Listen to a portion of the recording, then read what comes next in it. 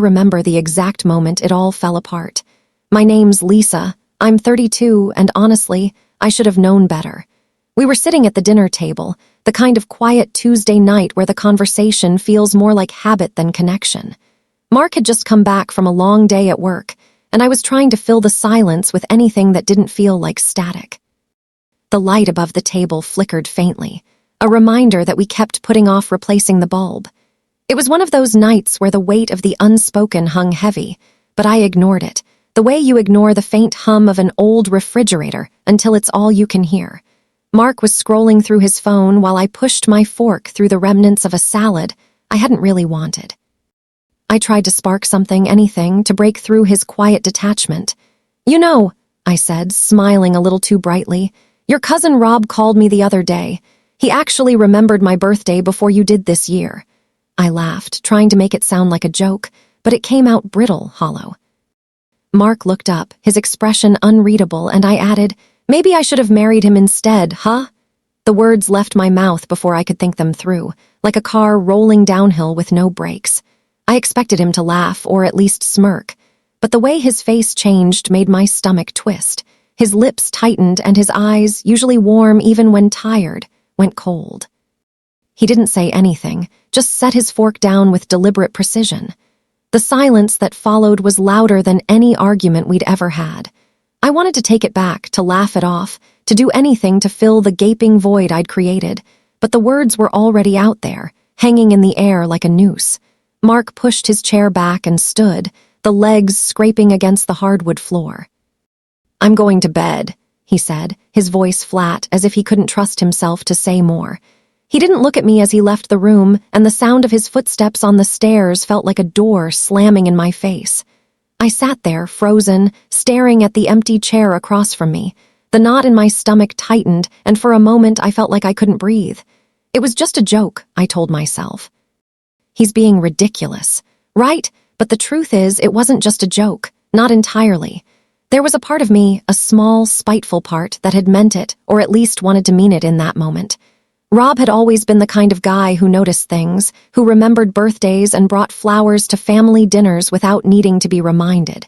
He wasn't perfect, but he wasn't Mark either. And sometimes, when I felt invisible in my own marriage, that was enough to make the comparison sting. I sat at the table long after Mark had gone upstairs, replaying the moment over and over in my head.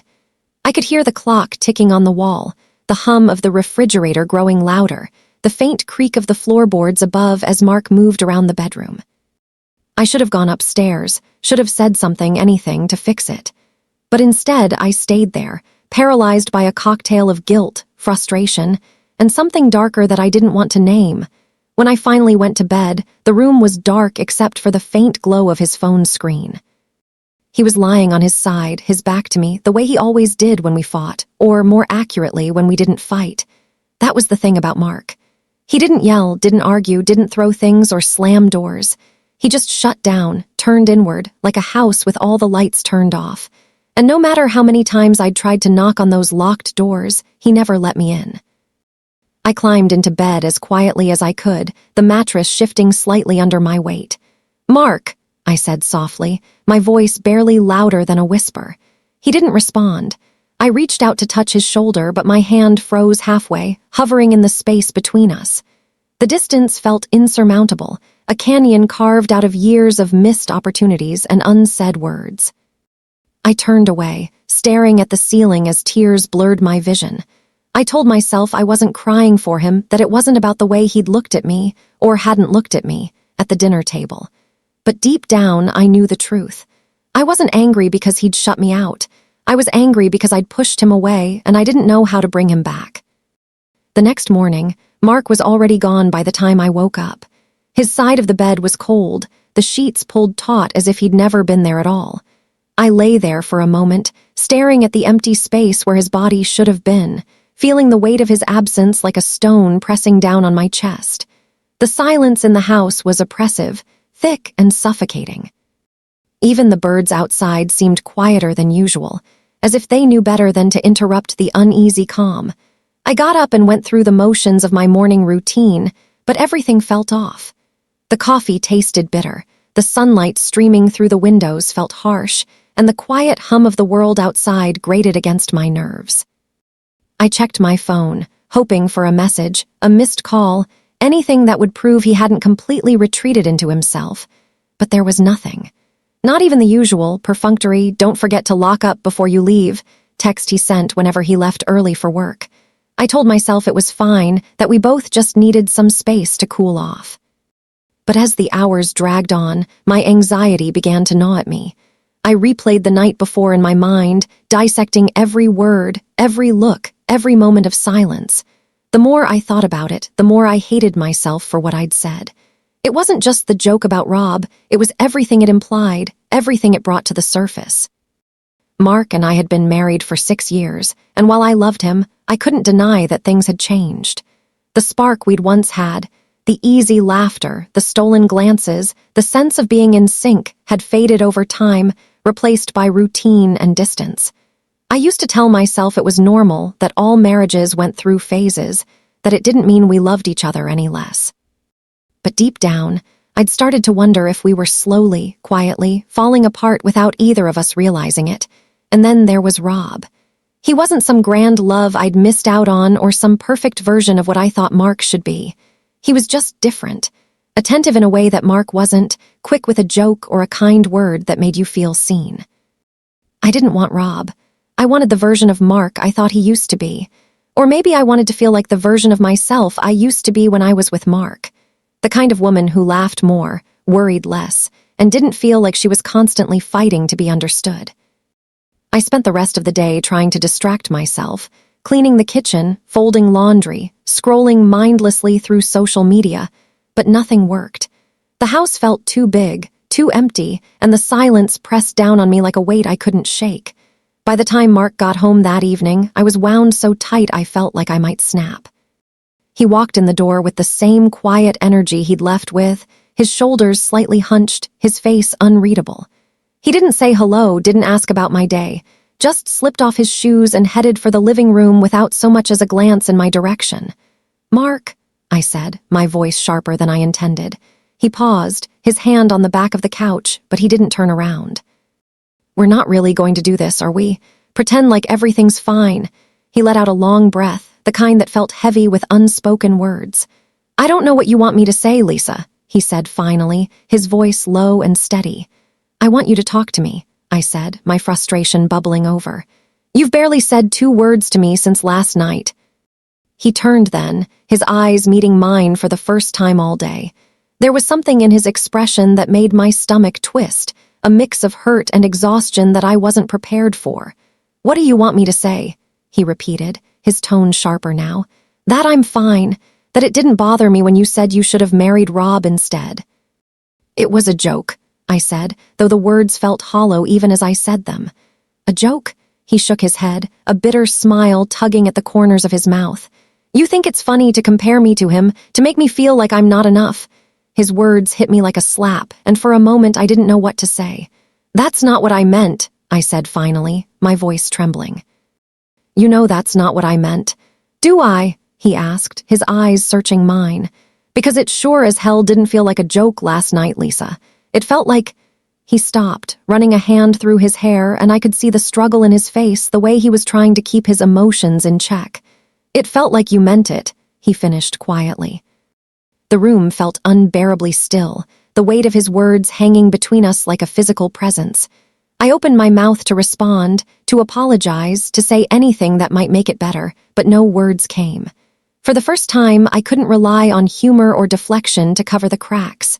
For the first time, I felt the full weight of what I'd done. Mark didn't wait for me to respond.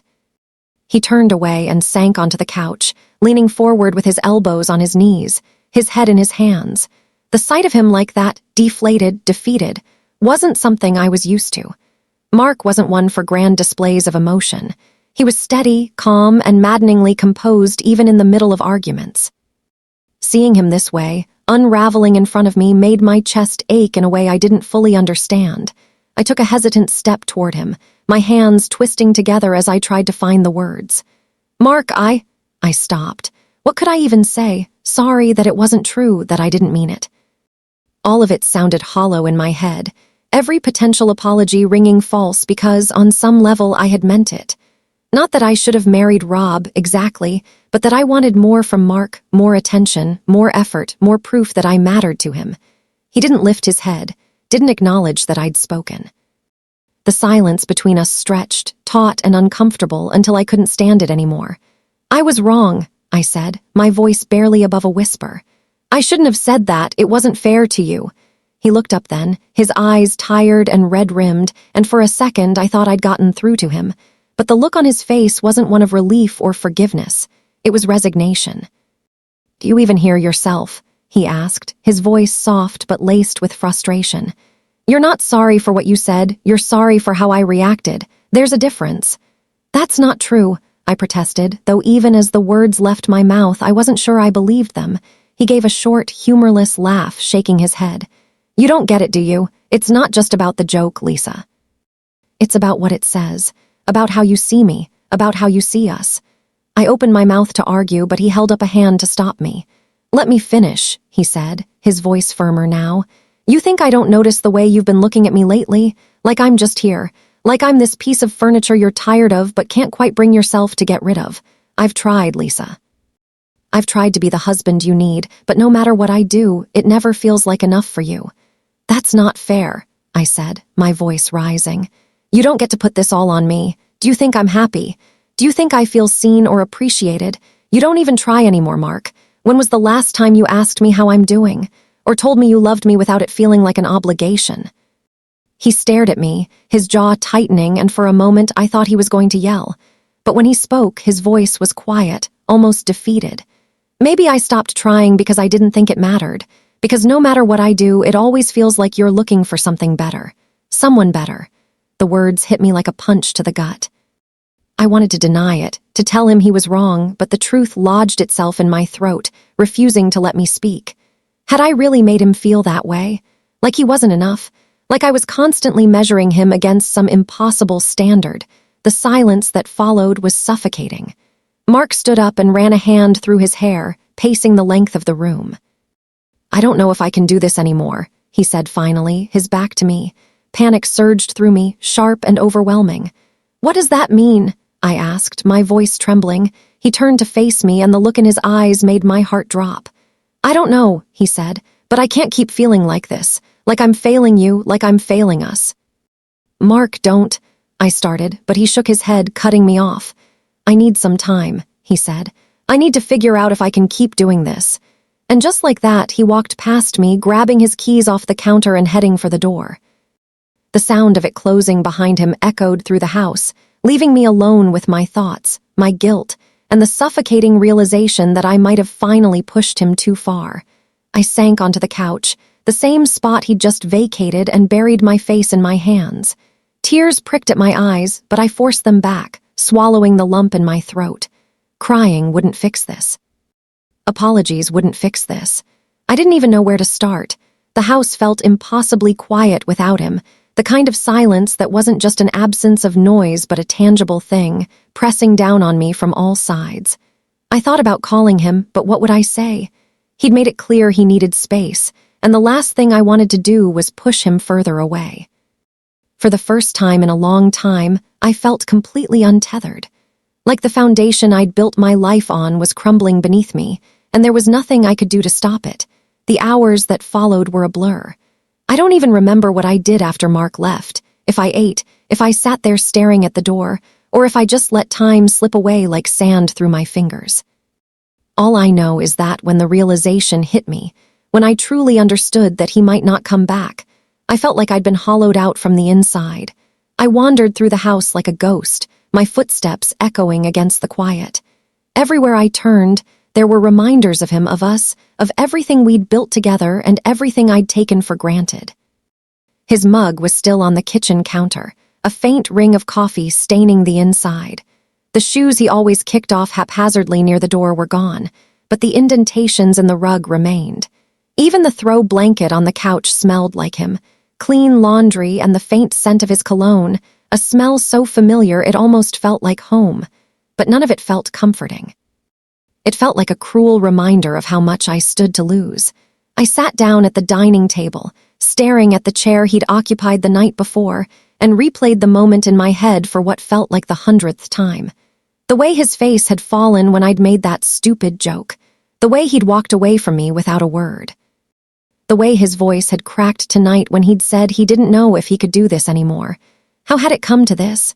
How had we gone from the couple who stayed up talking for hours, who laughed so hard we cried, who couldn't keep our hands off each other, to this? A version of us where silence and distance were the default, where the only time we truly connected was when we were arguing, or when I was tearing him down without even realizing it. I hated myself in that moment. Hated the way I'd let resentment fester, the way I'd let the little annoyances and unmet expectations pile up until they became walls between us. Hated the way I'd stopped seeing him for who he was and started seeing him only for who he wasn't. And yet, even as the guilt threatened to swallow me whole, there was still a part of me that felt angry. Angry at him for leaving. Angry at him for not fighting for us the way I thought he should.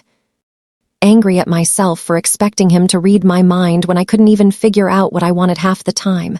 I grabbed my phone, my fingers trembling as I opened our text thread.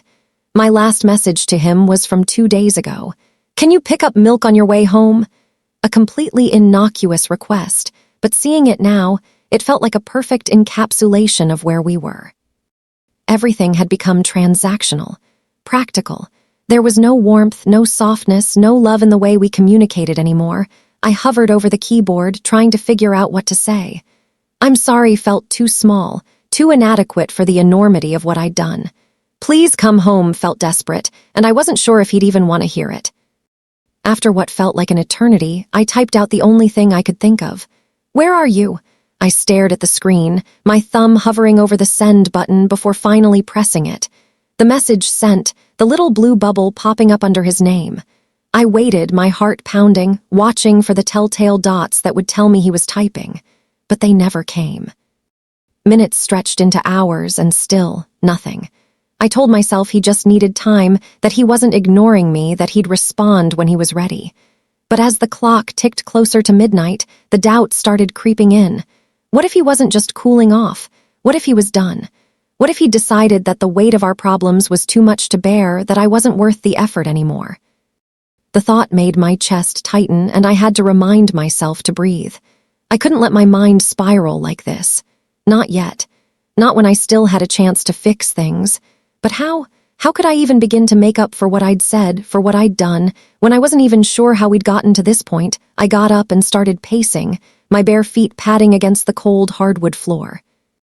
The house felt too big, too empty, and the silence was deafening. I thought about calling Rob just to see if Mark had gone to him, but the idea made my stomach churn. The last thing I needed was for Rob to know about any of this. He'd only feel guilty or worse, smug. I hated that the thought even crossed my mind. Rob wasn't smug. He wasn't the problem, I was. I'd created this mess, and now I had to figure out how to clean it up before it was too late. The hours crawled by, each one heavier than the last. By the time I finally crawled into bed, it was past 2 in the morning, and there was still no word from Mark. I lay there in the dark, staring at the ceiling, my mind racing with 1,000 different scenarios. Maybe he was at a hotel. Maybe he was at a friend's place. Maybe he was sitting in his car somewhere, trying to decide if he wanted to come back at all. Maybe he was already gone. That last thought was the one that finally broke me. The tears I'd been holding back all night came rushing out, hot and unrelenting, soaking the pillow beneath me. I buried my face in the fabric, trying to muffle the sound, but there was no hiding from the pain. This was what rock bottom felt like. And for the first time in years, I wasn't sure if we could climb our way back up. I woke up to the dull, gray light of a cloudy morning filtering through the curtains. My head was pounding, and my throat felt raw, probably from crying myself to sleep. For a moment, there was a fragile, blissful second where I forgot everything. Then it all came crashing back. The fight, Mark's words, the empty house, and the weight of it all settled over me like a heavy blanket. I reached for my phone on the nightstand, my fingers fumbling. My heart leapt when I saw a notification, but it sank just as quickly when I realized it wasn't from Mark. It was a reminder for a meeting I had later that day, something that seemed trivial and pointless in the face of everything else. I swiped it away and stared at the empty screen, willing his name to pop up. Nothing. I dragged myself out of bed, my body feeling leaden, and shuffled to the kitchen to make coffee. The silence in the house was deafening, punctuated only by the occasional hum of the refrigerator or the drip of the coffee maker. I sat at the table, wrapping my hands around the mug for warmth, and stared out the window. The trees swayed gently in the wind, their bare branches scratching against the gray sky. I thought about calling my sister. She'd always been the one I turned to when things got tough, the one who could talk me off the ledge and make me feel like the world wasn't ending. But I couldn't bring myself to do it. How could I explain this to her? How could I admit that I'd driven my husband away with a careless joke, that I might have wrecked my marriage because I couldn't keep my insecurities in check? Instead, I sat there, replaying every moment of the fight in my mind. The look on Mark's face when I made the joke, the hurt in his eyes when he told me he felt like he was failing, the way his voice cracked when he said he didn't know if he could do this anymore. I couldn't shake the image of him walking out the door, his shoulders slumped, his steps heavy. I kept thinking about what he'd said, that he felt like he was failing me, like he wasn't enough. The words echoed in my mind, sharp and painful, because they forced me to confront something I hadn't wanted to admit. I had made him feel that way. Maybe not intentionally, but through my actions, my words, my silences. I'd let my own frustrations and insecurities seep into every corner of our relationship, and I'd taken them out on him without even realizing it. I'd always thought of myself as the victim in our marriage, the one who was overlooked, underappreciated, taken for granted. But what if I wasn't? What if I was just as much to blame for our problems as he was? The thought made my stomach churn, and I had to take a deep breath to steady myself. The sound of a car pulling into the driveway jolted me out of my thoughts. My heart leapt, and I practically ran to the window, hoping, praying that it was Mark. But it wasn't. It was the delivery guy, dropping off a package I'd ordered weeks ago and completely forgotten about. I watched as he placed the box on the porch, gave a polite wave to the empty house, and drove away. The disappointment hit me like a punch to the gut. I pressed my forehead against the cool glass of the window and closed my eyes, trying to will the tears away. I couldn't keep doing this, sitting here, waiting for Mark to come back, hoping for a text that might never come. I needed to do something, anything, to try and fix this. I grabbed my phone and pulled up our text thread again. His name stared back at me, the little gray icon beside it mocking me with its stillness. My last message, "Where are you?" sat there unanswered, a reminder of how far we'd drifted from each other. I started typing, deleting, and retyping messages, trying to find the right words. But nothing felt right. Everything I wanted to say felt either too desperate or too cold, too accusatory or too apologetic. After what felt like an eternity, I settled on something simple. "I love you. I'm sorry. Please come home." I hit send before I could second-guess myself and stared at the screen, my heart pounding in my chest. I waited for the dots to appear, for some sign that he'd seen it, but there was nothing. Just the empty space where his reply should have been. I set the phone down and forced myself to step away, to focus on something, anything, else. I cleaned the kitchen, even though it was already spotless. I folded laundry, organized the pantry, and scrubbed the bathroom tiles until my hands were raw. But no matter how hard I tried to distract myself, my mind kept circling back to Mark. By the time the sun began to set, the house was spotless, and I was emotionally and physically drained. I sat down on the couch, the same place where we'd had our argument, and curled up under the throw blanket. The smell of his cologne clung faintly to the fabric, and I closed my eyes, letting the memory of him wrap around me. I thought about what I would say to him if he walked through the door right now. I'd tell him I was sorry, not just for the joke, but for everything. For not seeing him, for not appreciating him, for letting my own fears and frustrations drive a wedge between us. I'd tell him I loved him, that I always had, even when I didn't know how to show it. But he didn't walk through the door. The house stayed quiet, and the night crept in, leaving me alone with my thoughts and the growing fear that I might have already lost him for good. The next morning came too quickly, the faint light of dawn creeping through the blinds as I lay awake in bed. Sleep had been elusive. Every time I closed my eyes, my mind replayed the events of the past 2 days. each memory sharper and more painful than the last. The stillness of the house pressed in on me, heavy and suffocating, and I couldn't shake the feeling that I was teetering on the edge of something irreversible. I reached for my phone instinctively, my heart sinking when I saw the screen. No calls, no texts, no sign of Mark. It was as if he'd vanished, leaving me alone to sift through the wreckage of our marriage. I stared at the ceiling, my chest tight with the weight of everything I hadn't said, everything I still wanted to say. The guilt was relentless, gnawing at me with every passing moment. I'd hurt him in a way I hadn't fully understood at the time, and now, with the clarity that only comes in the absence of what you love, I could see it all too clearly. I sat up slowly, the ache in my chest mirrored by the stiffness in my limbs. My body felt like it was carrying the burden of every emotion I'd been suppressing. I needed to do something. Sitting here, wallowing in my own guilt and fear, wasn't going to fix anything. After a long shower that did little to ease the tension in my body, I found myself at the dining table again, staring at my phone. The temptation to call him was overwhelming, but I was paralyzed by the fear of what I might hear, or worse, the silence I might be met with. Instead, I decided to text him again. I typed out the words carefully, my fingers trembling slightly as I composed the message. "Mark, I know I hurt you and I can't tell you how sorry I am. I miss you. Please let me know you're okay." I hit send before I could overthink it, the blue bubble popping up instantly. It wasn't much, but it was all I could offer right now. With nothing else to do, I grabbed my coat and decided to go for a walk. The air outside was crisp, the kind of cold that bites at your skin and forces you to breathe deeply. The streets were quiet, the occasional sound of a car or a dog barking breaking the silence. As I walked, I thought about the early days of our relationship, how we'd spent hours wandering through this very neighborhood, talking about everything and nothing.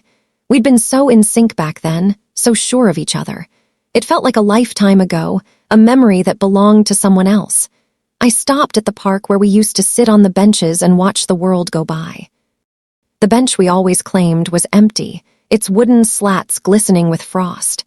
I sat down, ignoring the chill that seeped through my coat, and closed my eyes, letting the memories wash over me. I thought about the first time Mark had told me he loved me, how his voice had wavered slightly as if he was nervous, even though I'd known he meant it. I thought about the way he used to make me laugh until my stomach hurt, the way he'd look at me like I was the only person in the world who mattered. Tears welled up in my eyes, and I let them fall, the cold air stinging my cheeks. I didn't care if anyone saw me. In that moment, I didn't have the energy to pretend I was okay. When I finally stood up and started walking back home, the world felt heavier, as if it too was burdened by the weight of my regrets. I returned to the house, my fingers numb and my breath visible in the frosty air. The sight of the empty driveway made my heart sink, and I paused on the front step, half expecting Mark's car to pull up behind me. But the street was empty, save for a few scattered leaves skittering across the pavement. I stepped inside and closed the door behind me, the silence of the house wrapping around me like a familiar but unwelcome companion. My phone was still where I'd left it on the table, and I picked it up, my heart racing as I checked for a reply. Nothing. I sank into the chair, the emptiness of the house swallowing me whole. My mind raced with questions I couldn't answer. Where was he? Was he okay? Did he miss me? Or was he relieved to be away from me? I thought about calling Rob again, just to see if Mark was with him, but the idea made my stomach turn. I didn't want to drag Rob into this, didn't want to give him the satisfaction of knowing how deeply I'd hurt Mark, and how much I regretted it. The hours dragged on, the day slipping away in a haze of worry and regret. By the time the sun began to set, I was exhausted, both physically and emotionally. Just as I was about to give up and go to bed, my phone buzzed.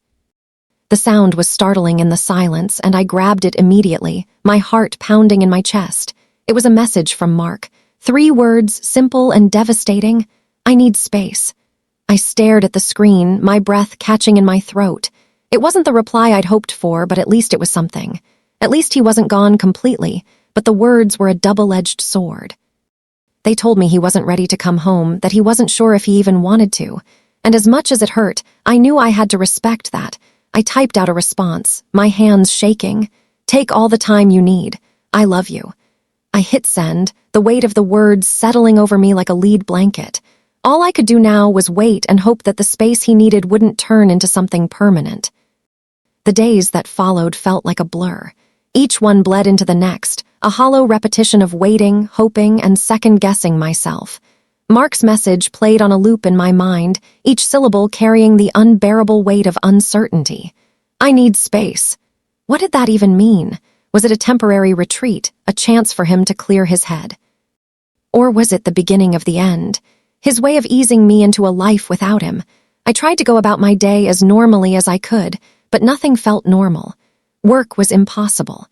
My inbox overflowed with unread emails, my desk littered with unfinished tasks. Every time my phone buzzed, I lunged for it, my heart leaping into my throat only to find meaningless notifications. A sale at a store I'd shopped at once, a group chat I hadn't contributed to in months. None of them were from Mark. I avoided my friends and family, terrified of their questions. What could I even say to them? That my marriage was hanging by a thread. That I didn't know if my husband still wanted to be with me. I couldn't bear the thought of their pity, or worse, their judgment. In the quiet moments when I wasn't drowning in distractions or numbing myself with mindless scrolling, the memories would creep in.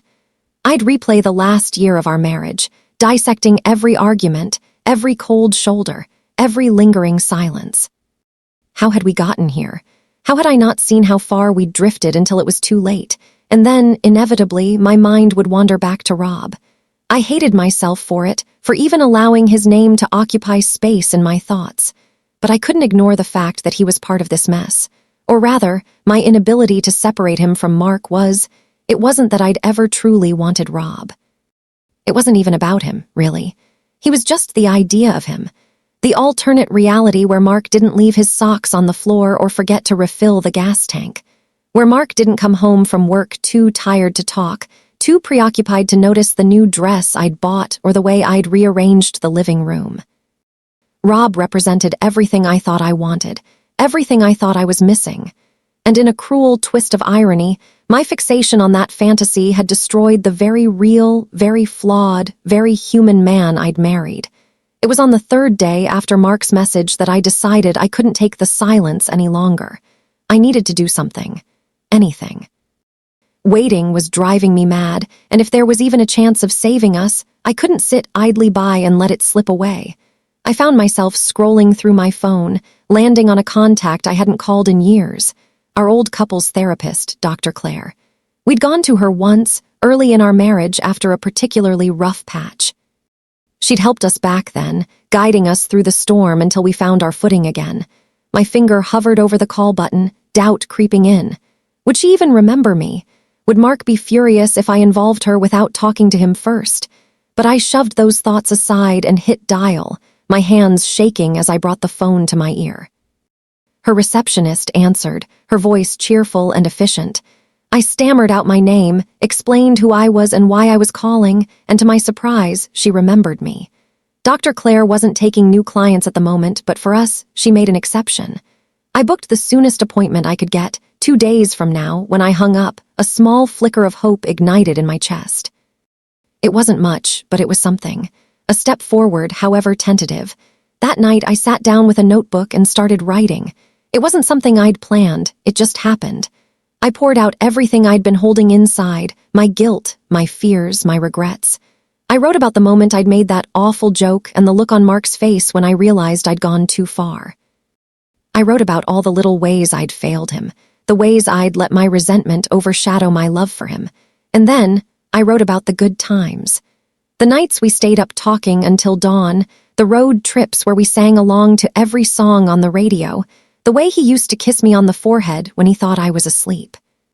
I wrote about the way he made me feel when we first fell in love, how he'd look at me like I was the most incredible person in the world. By the time I put the pen down, tears were streaming down my face. The notebook sat in front of me, its pages filled with the raw, unfiltered truth of our relationship, the good, the bad, and the heartbreakingly beautiful. I didn't know if I'd ever show it to Mark. Maybe it was just for me, a way to process everything I was feeling. But as I stared at those pages, I felt a glimmer of something I hadn't felt in days, clarity, I couldn't change the past, couldn't undo the mistakes I'd made or take back the words I'd said. But I could try to do better. I could fight for him, for us, for the love we'd built together.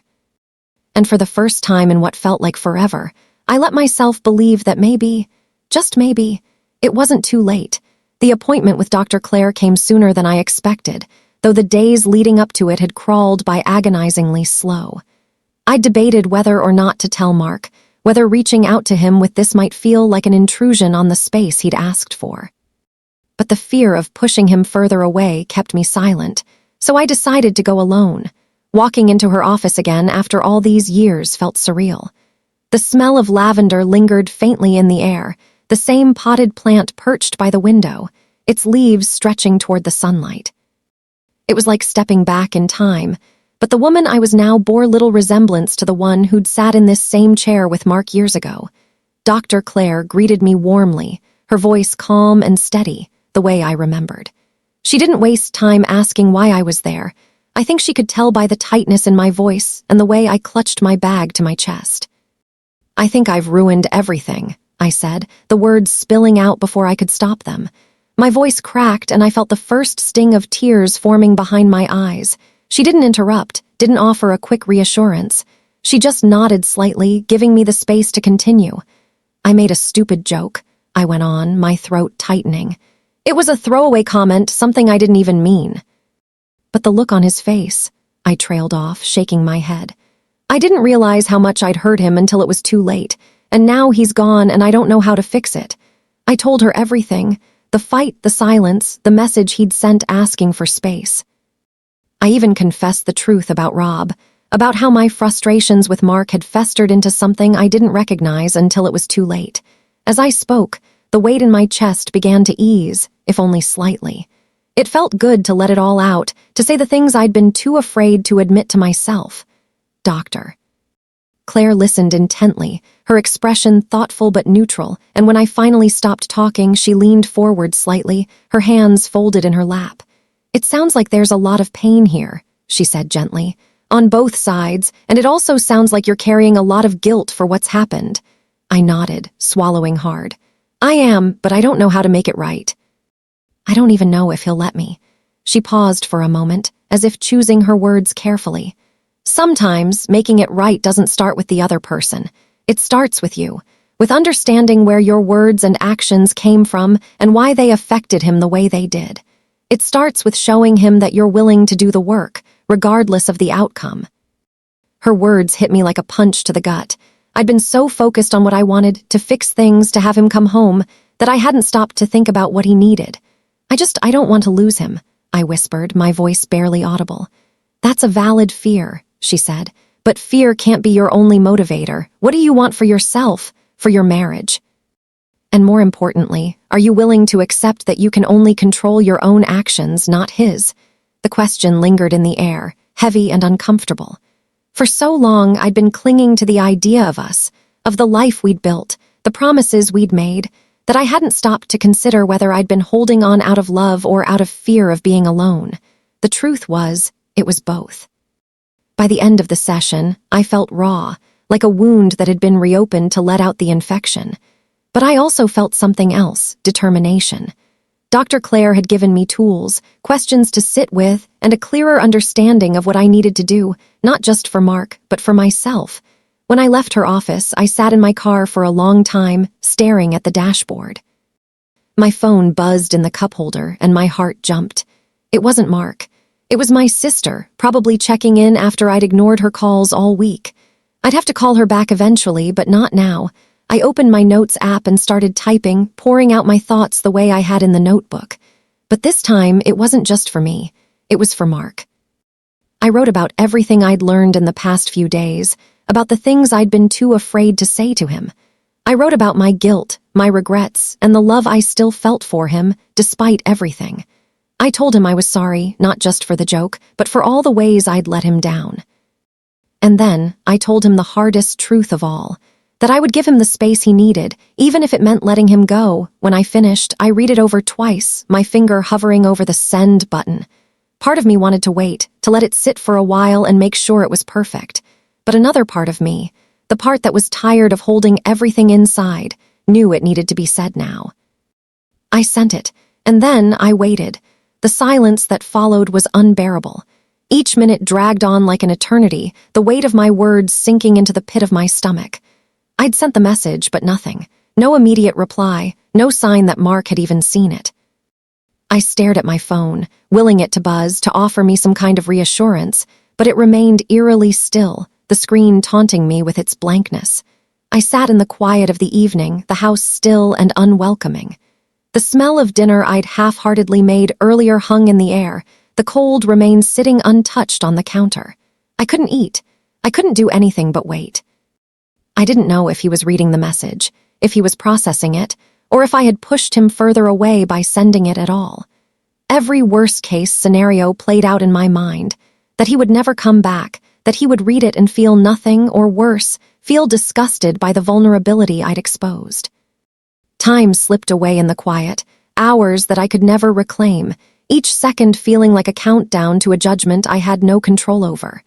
I found myself sitting on the couch, wrapped in a blanket, with no television on, no music playing. Just me and the weight of my thoughts. When the notification finally came, I almost didn't believe it. My phone buzzed softly and my heart leapt into my throat. I looked at the screen, barely able to process what I saw. It was a message from Mark. The words were simple, but they carried so much weight that I could hardly breathe as I read them. I don't know what's going to happen, but I appreciate you giving me the space. I'll be back soon. We need to talk. The relief that rushed through me was overwhelming, but it didn't erase the fear. We need to talk didn't guarantee anything. It didn't promise a reconciliation or even closure.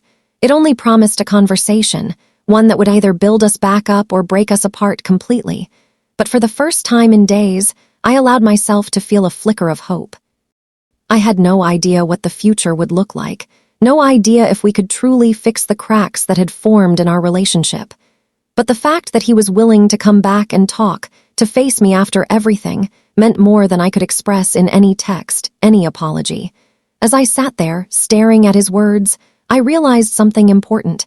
No matter the outcome of the conversation, I had changed. I was no longer running from the things that scared me or from the mistakes I'd made. I had accepted that love wasn't perfect, that it wasn't just about the good times, but also the painful moments that forced you to grow. I don't know how things will go when Mark returns. I don't know if we'll fix everything or if this will be the beginning of the end. But what I do know is that I've faced the truth of my own actions. I've acknowledged the damage I caused, and I've taken responsibility for it. The next step is his. Whether he's ready to forgive me, to rebuild, or to let me go, that's up to him, and as for me, I'll be here, waiting, ready to face whatever comes next, knowing that no matter what happens, I've given my all to trying to make things right.